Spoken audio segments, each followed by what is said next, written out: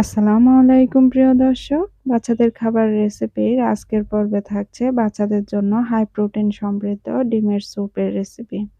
এই রেসিপিটি এতটাই সুস্বাদু ও প্রোটিন সমৃদ্ধ যে বাচ্চারা অল্প খাবার খেলেও বেশি পুষ্টি পাবে এবং দ্রুত ওজন বৃদ্ধি এবং মেধা বিকাশে সাহায্য করবে। আমার আজকের রেসিপিটি যদি আপনাদের ভালো লাগে থাকে তাহলে প্লিজ চ্যানেলটা সাবস্ক্রাইব করে একটা লাইক দেওয়ার অনুরোধ রইল। আর যারা অলরেডি সাবস্ক্রাইব করেছেন তাদেরকে অসংখ্য ধন্যবাদ। চলুন তাহলে মূল রেসিপিতে যাওয়া যাক। তো এর জন্যই প্রথমে আমি একটি মুরগির ডিম নিয়েছি আর মুরগির ডিমটা ফেটিয়ে নিচ্ছি একটা কাঁটা চামচের সাহায্যে। বাচ্চাদের খাবার তালিকায় প্রতিদিন একটি হলেও ডিম রাখার চেষ্টা করবেন। তবে বাচ্চার বয়স যদি ১ বছরের কম হয় সেক্ষেত্রে শুধুমাত্র ডিমের কুসুমটাই ব্যবহার করবেন। নিয়ে নিচ্ছে ১ টেবিল চামচ পরিমাপ চালের গুঁড়া। আমি এখানে চালের গুঁড়া দিয়েছি, তবে আপনারা চাইলে কর্নফ্লাওয়ারটা ব্যবহার করতে পারবেন। তবে কর্নফ্লাওয়ারের চাইতে চালের গুঁড়াটা দিলে বেশি স্বাস্থ্যকর হবে। তারপর একটু পানি দিয়ে ভালোভাবে মিশিয়ে নিচ্ছি। এবার চলে যাচ্ছি চুলায়। চুলায় একটা প্যান বসিয়ে তাতে ১ চামচের মতো ঘি দিয়ে দিচ্ছি। আমি এখানে এই যে বাঘাবাড়িয়া স্পেশাল কাওয়া ঘিটা ব্যবহার করেছি।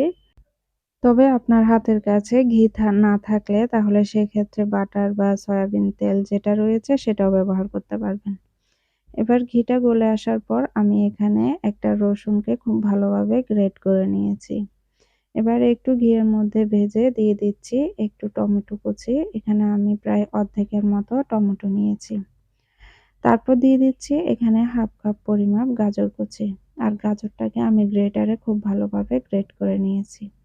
এবার ঘিয়ের সাথে গাজর আর টমেটো খুব ভালোভাবে ভেজে নিচ্ছি, যাতে এর থেকে খুব সুন্দর একটা স্মেল বের হয়।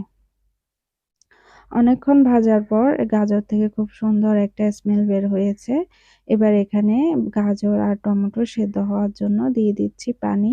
এখানে আমি টোটাল ১.৫ কাপ পরিমাপ পানি ব্যবহার করেছি। একটা ডিমের জন্য ১.৫ কাপ পরিমাপ পানি কিন্তু যথেষ্ট। তবে আপনি যদি ডিমের পরিমাপটা বাড়িয়ে দেন সেক্ষেত্রে ২ টা ডিমের ক্ষেত্রে ৩ কাপ পানি ব্যবহার করবেন। এবার সবগুলো নেড়েচেড়ে দিয়ে দিচ্ছি একটু সামান্য পরিমাপে লবণ। তবে যেসব বাচ্চাদের বয়স ১ বছরের কম তাদের ক্ষেত্রে যদি আপনারা ডিমের স্যুপটা রান্না করে দিতে চান তাহলে লবণটা ব্যবহার করবেন না। বেশ কিছুক্ষণ রান্না করার পর গাজরগুলো খুব ভালোভাবে সিদ্ধ হয়ে গেছে। এখন এই পর্যায়ে আগে থেকে মেশানো চালের গুঁড়ার মিশ্রণটা দিয়ে খুব ভালোমতো নেড়েচেড়ে দিচ্ছি যাতে তলানিতে লেগে না যায়। চালের গুঁড়ার এই মিশ্রণটি দেওয়ার সাথে সাথে খুব ভালোভাবে নেড়েচেড়ে দিবেন। এতে করে চালের গুঁড়ার যে থিকনেসটা রয়েছে সেটা তলানিতে লেগে যাবে না।